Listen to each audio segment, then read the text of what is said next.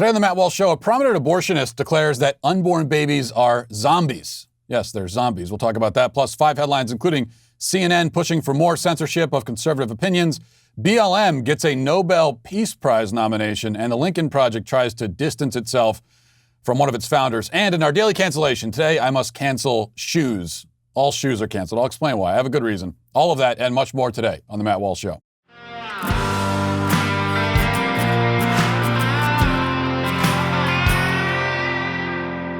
Before we get going today, one of the greatest win-wins that you can get is when you're able to support a company that provides you a valuable service, but also supports your values. So you're supporting them, and they're supporting you, and it's a win-win across the board. And that's, of course, I'm already talking about Charity Mobile, one of our most loyal sponsors, good friends of the show.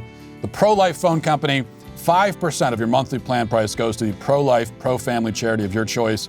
And what you're able to do is help to build a culture of life in America while supporting a pro-life phone company at the same time. And so that's the charity part of it, and that's great. But then also, it's just a good service. So you don't have to sacrifice good service in order to do a good deed. You can have both. That's why I call it a win-win. You get new activations. If you have new activations and eligible accounts, get a free cell phone with free activation and free shipping. So you get that free cell phone out of it.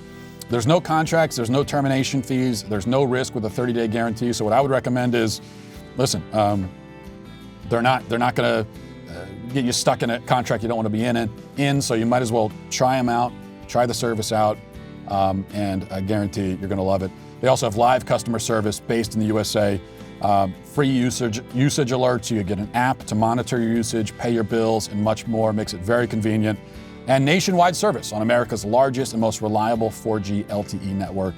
All of that while at the same time, again, you are turning everyday living into effortless giving for the charity of your choice. You just can't beat it. So call us at 1-877-474-3662 or chat with them online at CharityMobile.com. So it's easy sometimes to fall into the trap of thinking that there's no clear right or wrong side in our present culture war. Everyone is equal parts right and wrong, or everyone's just wrong, flat out, you might think. And you hear this a lot from people. It's kind of nihilistic way of thinking about it. Nihilism disguised as nuance. Well, I think everyone is equally wrong in all ways. What may lead you to this conclusion is the simple fact that all of the individual people on every side of every issue are flawed, often deeply flawed, prone to hypocrisy, self-contradiction, stupidity.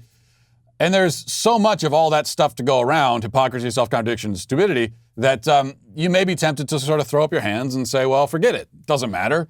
There's no difference between the two sides. The fight is over nothing. I don't care anymore. It's easy to make this mistake, but it's still a mistake. And it's helpful to remind yourself sometimes that there is a bad side and a good side here. It's not simplistic to put it that way. Which brings us to Jennifer Gunter. She's a prominent abortion proponent and abortionist. So following the saga here, following the discussion, Gunter on Saturday over Twitter first challenged GOP House Minority Leader Kevin McCarthy to a, quote, public factual discussion on abortion.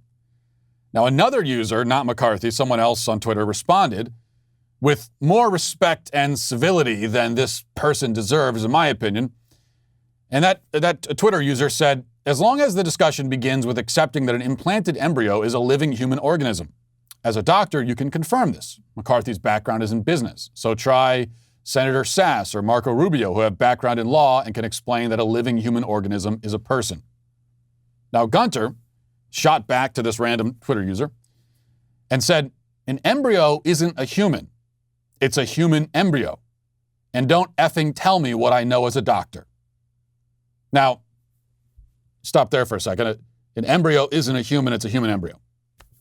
Well, that makes no sense. That of course, is like me saying that middle-aged women like Gunter aren't human.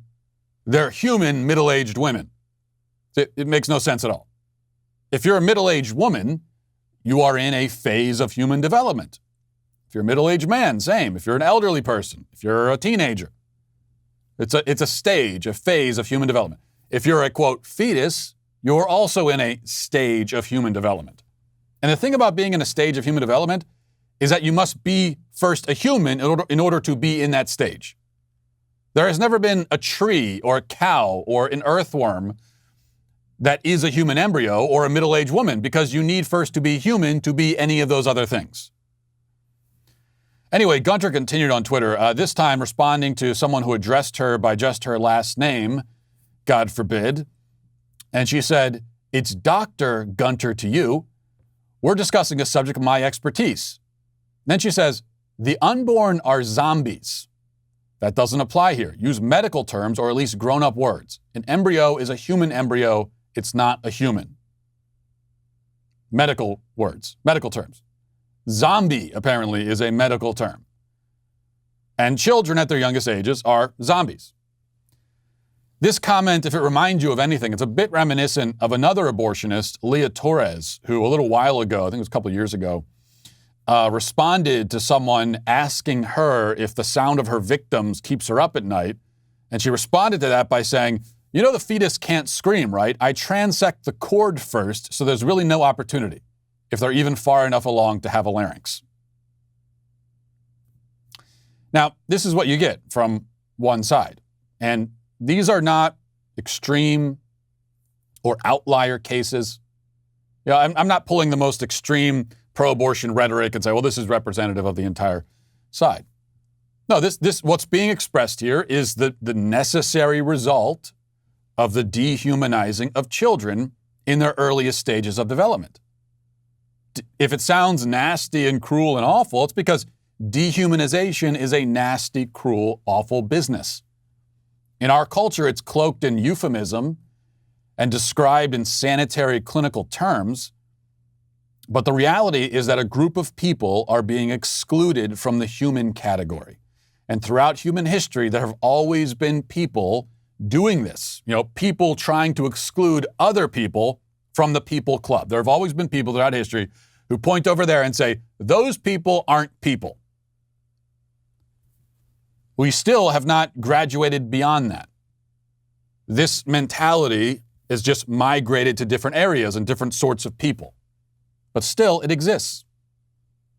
And the attempt to do this, to dehumanize, to deperson entire groups of persons, is always evil. And the results are always horrifying and always bloody. And the people doing it are always on the wrong side. This all becomes more obvious when people like, quote unquote, Dr. Gunter here make the mistake of being more momentarily honest. Unborn babies aren't zombies, obviously, but she's honest in that she's revealing what she has to tell herself in order to justify what she believes and what she has done. This is what she has to whisper to herself at night in order to sleep. And I think it's helpfully clarifying for the rest of us to hear people like Gunter say this out loud. And that's why I return to this issue, abortion, as often as I do. First of all, because it's the greatest moral crisis of our time. Millions of innocent people are being slaughtered. I think it's a pretty good reason to discuss the issue frequently, I would think. Also, though, because of that clarification that it offers. That this cuts through the fog, it parts the clouds, and it makes it clear where you stand. If you stand on the side where unborn babies are zombies who can be put down and discarded, you're the bad guy. You are the bad guy in this whole drama. There is no moral equivalence. Whatever criticisms you can make of the people on the other side of that divide, and there are plenty of valid criticisms, the fact remains that they want babies to live, and you want them treated as subhuman trash. It's funny to me when pro-abortion people use pro-birth as a pejorative. You hear this all the time. And that's another clarifying thing. They accuse pro-lifers of being merely pro-birth. I always hear this. Oh, you're just pro-birth. Well, am I supposed to recoil at that label? Because I don't. Pro-birth? Well, sure, yeah, I'm pro-birth. I will happily admit that. I am pro-birth. I am in favor of babies being born. Once the baby is conceived, yes, I want him to be born. That's every baby that is right now in the womb of a mother. I want all those babies to be born. I am pro-birth. You, if you're on the other side, you are pro-dismemberment. I feel comfortable with where I am. And though I can't defend everything that everyone on my side says or believes, and I could personally do without some of the kooky conspiracy stuff that folks on the right seem attracted to more than I wish they were. The fact is that we are fighting to protect the most vulnerable, and the other side wants to kill the most vulnerable. This is literally life versus death, right versus wrong, good versus bad.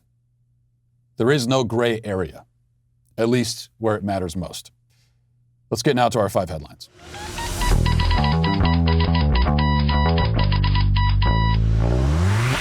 It's kind of exciting. I just saw TikTok.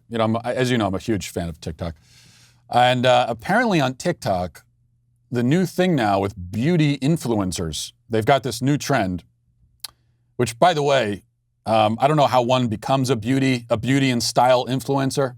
I don't know how you apply for that job. And I do sort of hate that we live in a country where influencer is not only a word now, but actually an occupation. I mean, there have always been people who were influencing in various areas. Like there have always been people who influence style, right, in our conceptions of beauty. But usually in the past, you had to do something else, like you were an actor or something. And as part of that, people liked your style, and so you were sort of a trendsetter. But now you don't have to do anything else. All you do is influence. That's your whole job, to just influence. Not to any particular end, or you don't do anything, you just influence. But in any case, the influencers now, the new style apparently is some of the women, they're putting black circles under their eyes to make themselves look tired. I'm not making this up. This is a trend now. To intentionally make yourself, to have bags under your eyes is a trend. Which means that for the first time in my life, I am fashion forward. As a parent of all parents of young children, this is our one and only time. We are ahead of the curve with fashion. It is fashionable now to look tired, as I always do. Especially today, of all days, because our 1-year-old was up every 30 minutes last night crying. So this is a very fashionable day for me. All right, number 1, Brian Stelter on CNN defended efforts to shut down conservative content, efforts being made even by CNN, using a pithy little phrase that you can tell he's very proud of, where he says it's about freedom of reach, not freedom of speech. I want to play this for you because it may surprise you to learn. I actually agree with some of what he's saying, and I'll explain why, but let's listen first. But while some cry cancel culture, let me suggest a different way to think about this. A harm reduction model. Most people want clean air and blue skies and accurate news and rational views. And then in that healthy environment that looks beautiful, then we can have great fights about taxes and regulation and healthcare and all the rest. The vast majority of people can agree that disinformation about, let's say, the pandemic is unhealthy. It's harmful. So how can that harm be reduced? Well, big tech platforms say they are removing lies about vaccines and stamping out Stop the Steal BS and QAnon cult content. Now, do these private companies have too much power? Sure. And many people would say yes, of course they do. But reducing a liar's reach is not the same as censoring freedom of speech. Freedom of speech is different than freedom of reach. And algorithmic reach is part of the problem. Okay, the only thing I agree with him there on is that it's not about freedom of speech. Or at least we shouldn't be framing it that way. I am increasingly convinced that it's a mistake to frame all of this stuff. Everything. We always try to bring everything down in this. With the way debates work in our country now, everything always comes down to is freedom of speech, the Constitution, the Bill of Rights. We always try to boil it down to that. But I think that's a mistake. Partly because freedom of speech as a concept is so vague, nobody really knows what it means. There's no agreement. When you go around and say, "Oh, this is freedom of speech," and you say that, if you're in a room of people and you're talking to 20 different people and you say freedom of speech, all 20 of them will have 20 different ideas of what freedom of speech even means. It's not a helpful way of framing your argument. So when it comes to conservatives being kicked off big tech platforms, canceled, censored, whatever phrase you want to use, I obviously am 100% against it. And I'm in favor of forcing some transparency with these big tech companies, preventing them through government force from censoring in the way that they are. But I don't think we frame it as freedom of speech. I think this is an issue of ethics. This is an issue of transparency, of consistency, of power. How much power should these companies actually have? I think that's the way we should frame this. That should be good enough. Is it ethical for these companies to be doing this, that have so much power to control the national dialogue and decide who can be heard and who can't? Is it ethical? Is it right for them, while not even admitting, by the way, what they're doing, not being transparent about it? Is it ethical for them to, kick conservatives off, apply a standard to certain political ideologies that they don't apply to others? No, it's not ethical. It's not right. They shouldn't have that power. And I think I can make that argument without saying anything about freedom of speech. It's just not right and it's not ethical. And I'll use Stelter's phrase there. It's harm reduction. Well, he wants to reduce harm by reducing the visibility of conservatives. That's his idea of reducing harm. Because he's worried that people are harmed by opposing ideas. He only wants people to hear his ideas and the ideas of people he agrees with. And if you hear any other ideas, then you're being harmed. So he's trying to, he's trying to protect you very nicely by making sure you don't hear any other ideas that might be confusing and scary to you. I have a different idea of harm reduction. How do we reduce the harm being done by big tech companies with all the power they wield to manipulate the public discussion and debate? How do we reduce that harm? I think we could do all of this without muddying the waters by making it an argument about free speech. Because once you do that, then first we have to have a discussion about what free speech even means and who does it apply to, and does it only apply where the government is concerned? I mean, is it as long as the government itself as a governmental body is not preventing people from saying things, is it the case that free speech is irrelevant to that? We could put all that to the side and just establish that the big tech companies are doing great harm to the country. They're exercising a level of power that they should not have. They're not being transparent, and they're being unethical. It's a pretty good case you can make just based on that. All right, let's go to number 2 here from People Magazine. It says Black Lives Matter has been nominated for this year's Nobel Peace Prize. Black Lives Matter. On Friday, it was announced that the organization was nominated by Norwegian Parliament member Petter Eddy, or I think it's Petter Eddy, Petter. Petter. Anyway, he's told the USA Today that to carry forward a movement of racial justice and to spread that to other countries is very, very important. Black Lives Matter is the strongest force today doing this, not only in the U.S., but also in Europe and in Asia. Well, he's far away from where Black Lives Matter has been burning down buildings and killing people. So he's far away from that, so that doesn't concern him as much. I guess, though, if we're going to have Black Lives Matter, I guess maybe we could call it the Nobel Mostly Peace Prize. You just make that slight alteration to it and fine. Nominate Black Lives Matter. Now, we do have to understand that with there are always these stories every year about so-and-so getting nominated for the Nobel Peace Prize. Basically, anyone can nominate basically anyone else for the Nobel Peace Prize. So there's not necessarily any news here, except that in this case, you could actually see Black Lives Matter. As absurd as it is, I mean, this is one of the most violent organizations in the country. One of the most. But let me amend that. What organization is more violent? What organization in America over the last, 5 years has done more physical damage to the country than Black Lives Matter? Can you name one? I certainly can't. I mean, $2 billion of damage just this past summer. And we haven't even mentioned the dozens of people killed. So you're talking about arguably easily, arguably, the most violent organization in America being nominated for the Nobel Peace Prize. And they could actually win it, even though anybody can be nominated. I could be nominated.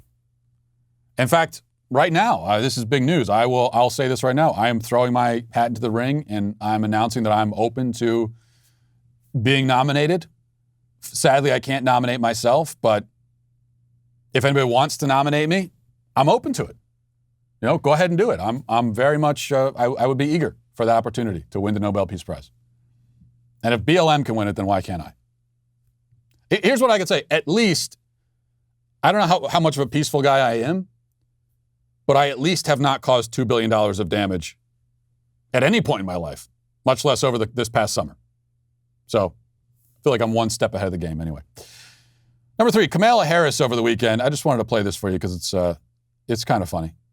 A little fun thing to play. This is Camila Harris talking about landmines. Let's listen.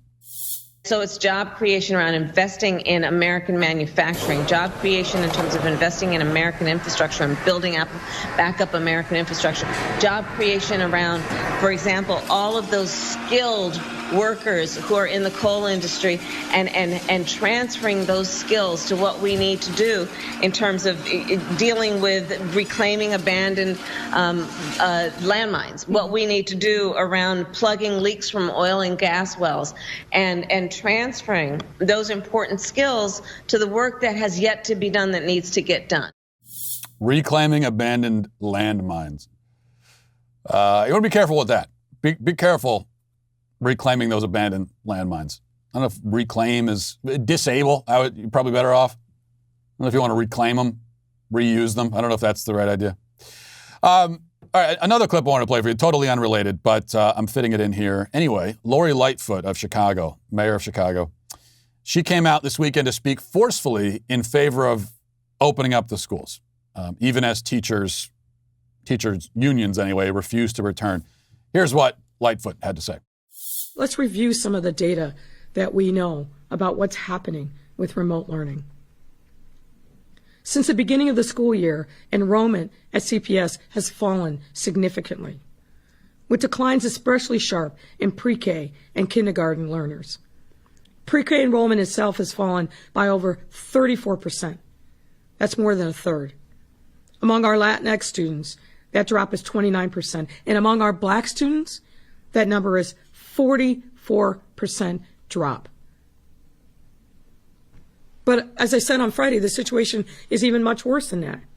Among our students who are enrolled, 9.2% are not attending class at all, meaning they're not hooked up, they're not coming in person, and they're not coming virtually.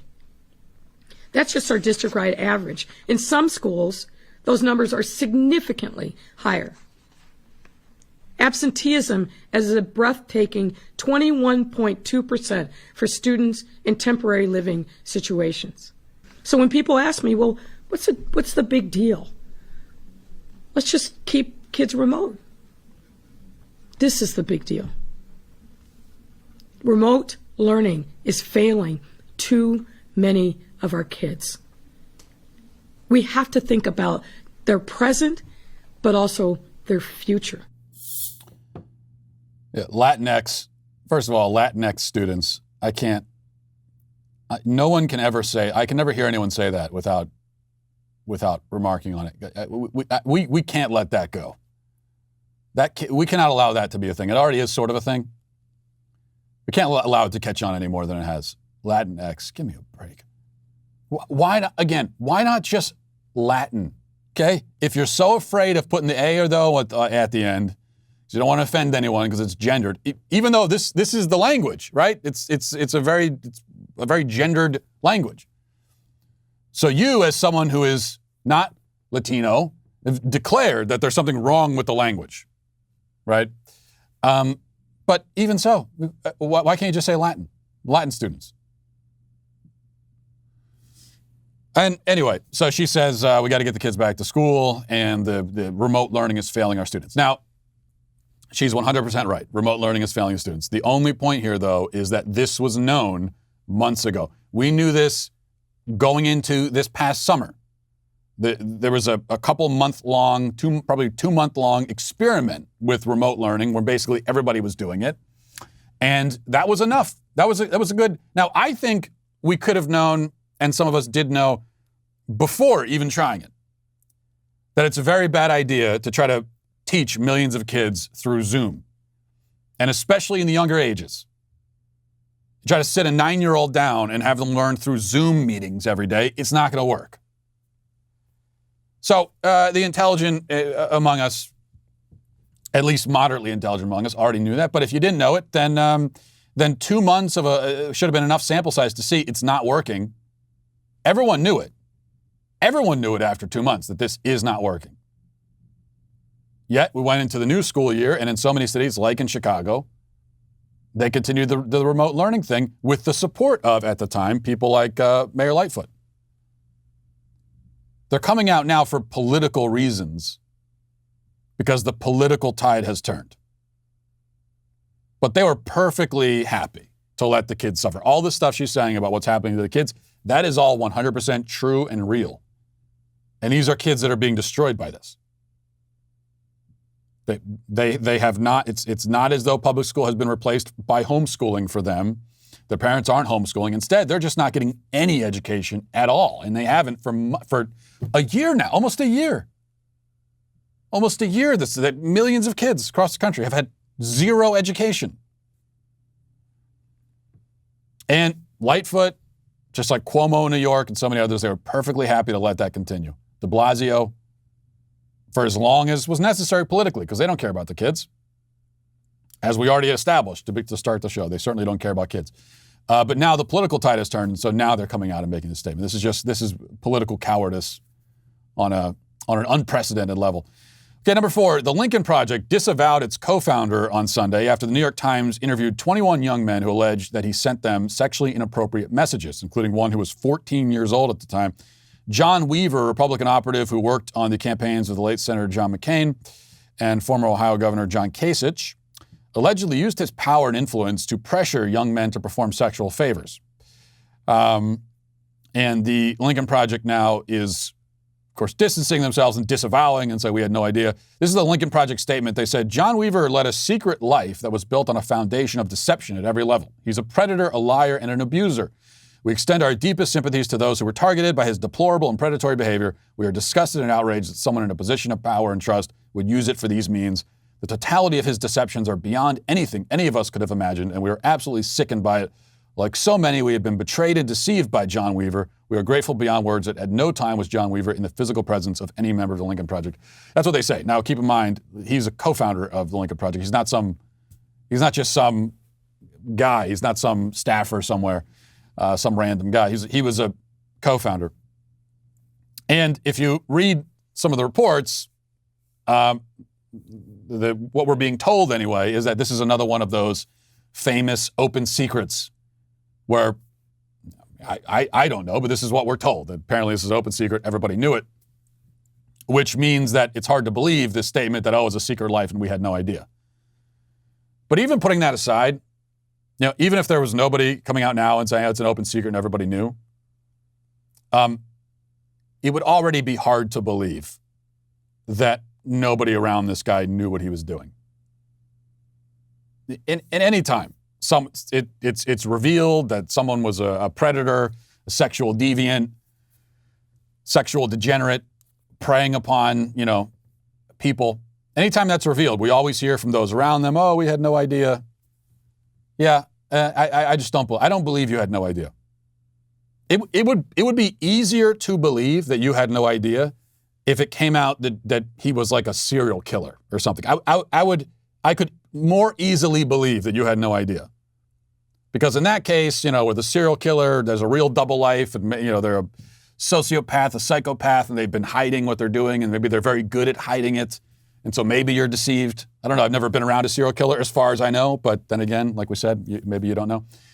But with this kind of thing, just your sort of run-of-the-mill degenerate, has no control over himself, sexually preying upon dozens of people.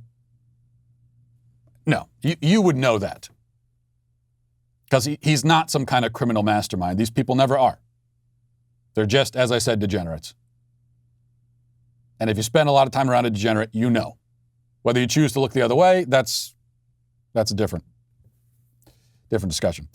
Number 5, the Daily Star has the story about a sex robot that I guess we're supposed to believe is nearing the point of self-awareness because it can speak and it can ponder the meaning of existence. So the article says, from the Daily Star, it says, this is a company called Real Doll has made this sex robot, and a Real Doll rep who goes by the pseudonym Brick Dollbanger.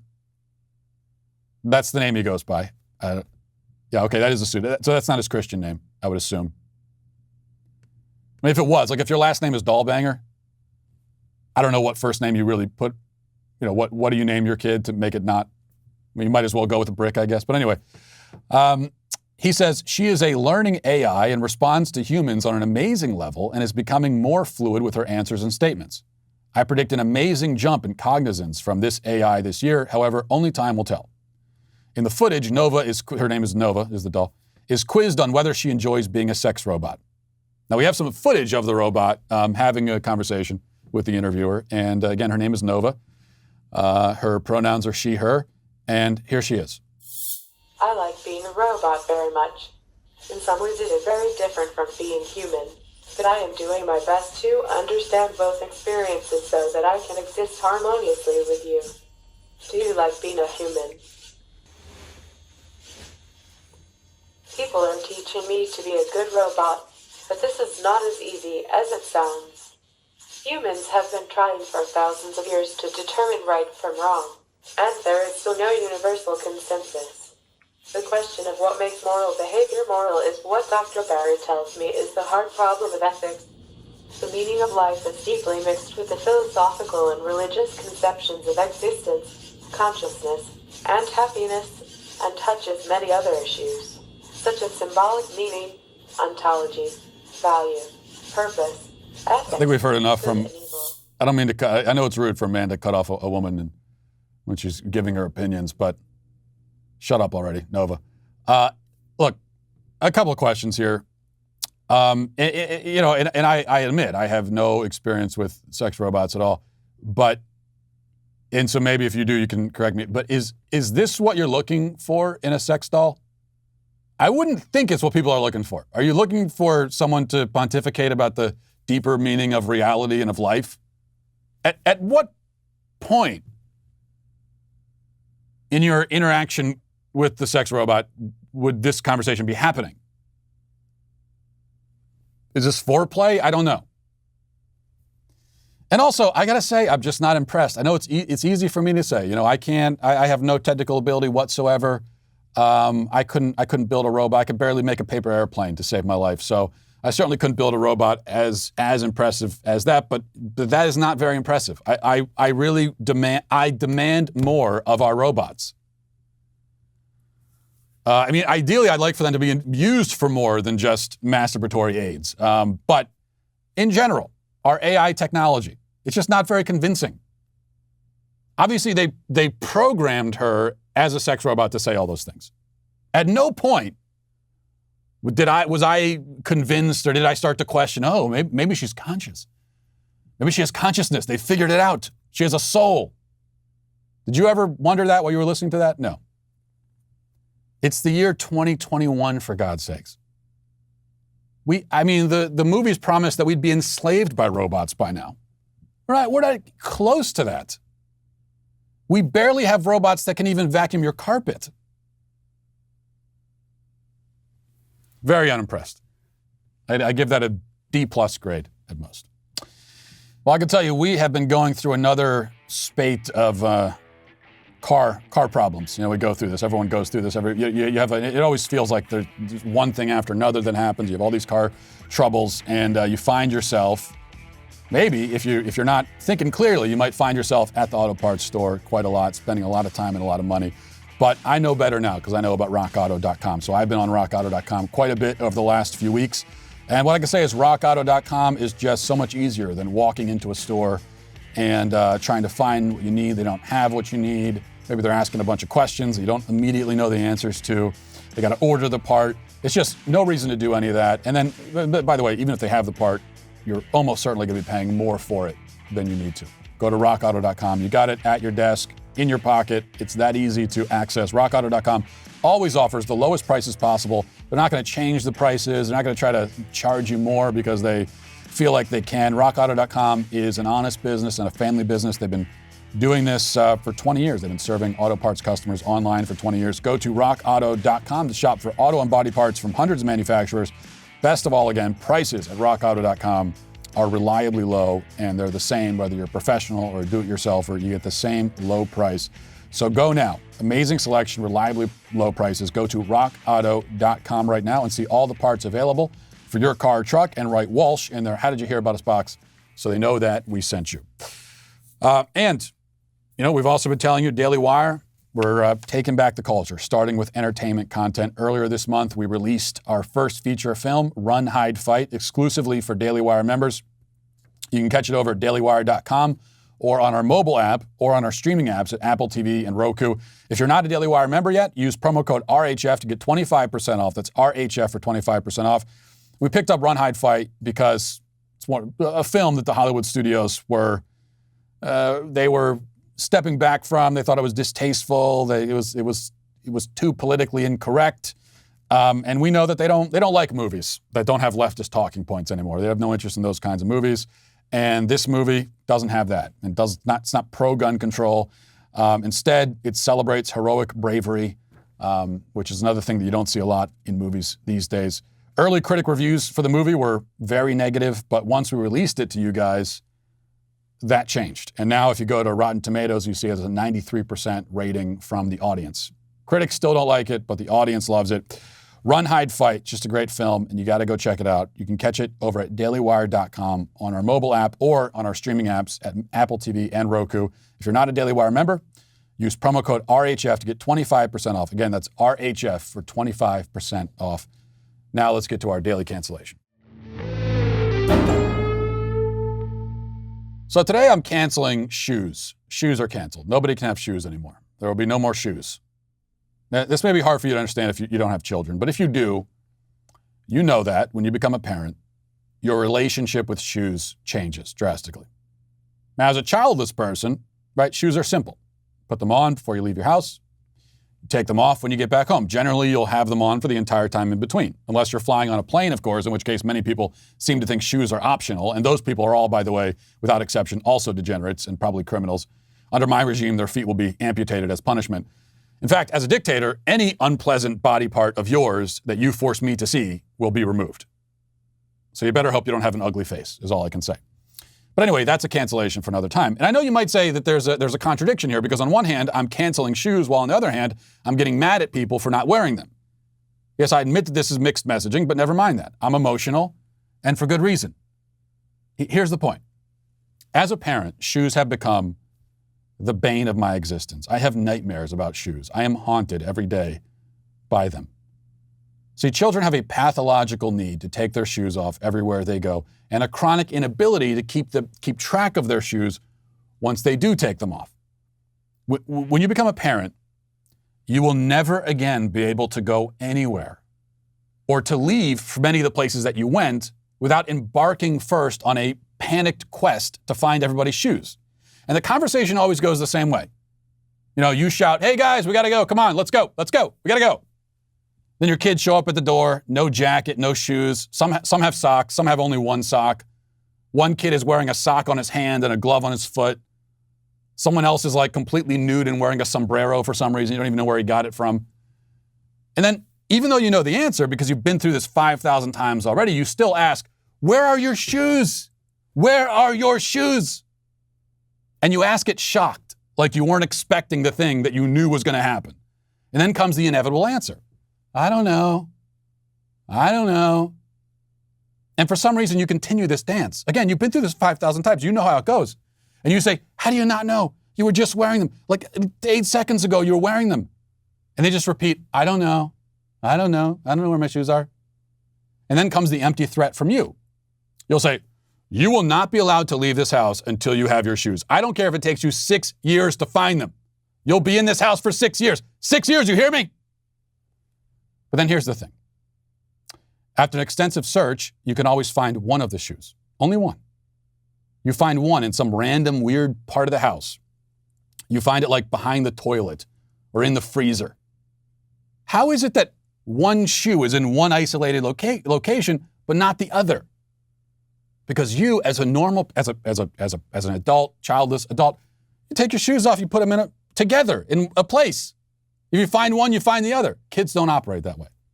In fact, I have caught my kids in the act, okay? The other day, I observed my 4-year-old, because I have wondered this for years, and finally I said, I'm going to figure out what the hell is going on. So we came home, and I silently observed my 4-year-old. I was like a zoologist in the wild, hiding behind a bush, watching a bird get eaten by a snake or whatever. But in this case, I was observing and studying my own child, and I watched him take one shoe off, throw it in the corner of the room, just chuck it across the room, and then walk with the other shoe still on his foot down the hallway to a completely different room and take the other one off in there. And I stopped him and said, What are you doing? Why did you just do that? Is this your game? You do this on purpose, don't you? You're trying to destroy me, to torture me. I caught you. Ha! And he stared at me like I'm the crazy one. So what happens when they can only find one? Well, again, every parent knows this. You have somewhere in your home, maybe in a closet or in the garage or somewhere else, a giant pile of old shoes, just an enormous, insane assortment of mismatched shoes. Some of the shoes are half decayed. They look like something out of the Civil War era. Then there's other weird stuff that's made its way into the shoe pile, like a bird's nest for some reason, someone's old sweater, a Happy Meal toy from 2013. But when you can't find the right shoes, you go to that pile and you pull out 2 random shoes, doesn't matter if they fit or match or what century they're from, and you make your kid wear those, which they're just going to lose anyway, so what does it matter? So if you've ever been out in public and seen a frustrated-looking parent with a kid who's wearing a rain boot and a sandal, this is why. It's from the shoe pile. Now, I know, if you aren't a parent again, you're thinking to yourself, oh, come on, this is just negligent parenting. When I have kids, I know what I shall do. It's so simple. I'll have a nice, neat place in the house right by the door for the shoes. And I'll say to my well-behaved children, make sure to take your shoes off and put them in this spot, and only this spot once you enter our domicile, young ones. Now let us play stringed instruments together and sing songs in Latin. This is how you imagine it will go. You silly, stupid fool. There is so much you don't understand.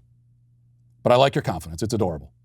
You'll learn, though, when the time comes, that children are little Houdinis. They have a near mystical ability to escape their shoes, jackets, and whatever else item of clothing they don't want to wear. And they can do it in the blink of an eye. Some sort of primal urge compels them. They long to be barbarians again, running shoeless and naked through the forest. And we as parents are forced to civilize these little brutes. And it's a painful process, and one that mostly consists of looking for their shoes. You will spend a total of 14 years of your life looking for shoes as a parent. I, for one, have given up. I'm done with it. I can't go on this way. So I've decided that shoes are just canceled. Nobody is allowed to have shoes anymore. But also, I don't want to look at your feet. So we're at an impasse. I guess just everyone stay home, which we have been doing anyway. So we end up where we started. What was the point of all this? I guess just for me to complain. That's it. Okay. We'll leave it there for today. Thanks for watching, everybody. Thanks for listening. Have a great day. Godspeed.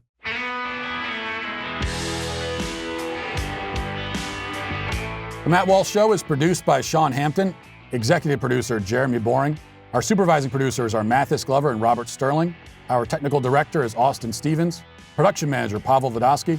The show is edited by Danny D'Amico. Our audio is mixed by Mike Coromina. Hair and makeup is done by Nika Geneva. And our production coordinator is McKenna Waters. The Matt Walsh Show is a Daily Wire production. Copyright Daily Wire 2021. Today on The Ben Shapiro Show, CNN openly calls for a social crackdown on Fox News, and Team Biden gets more and more racially radical. That's today on The Ben Shapiro Show. Tune in.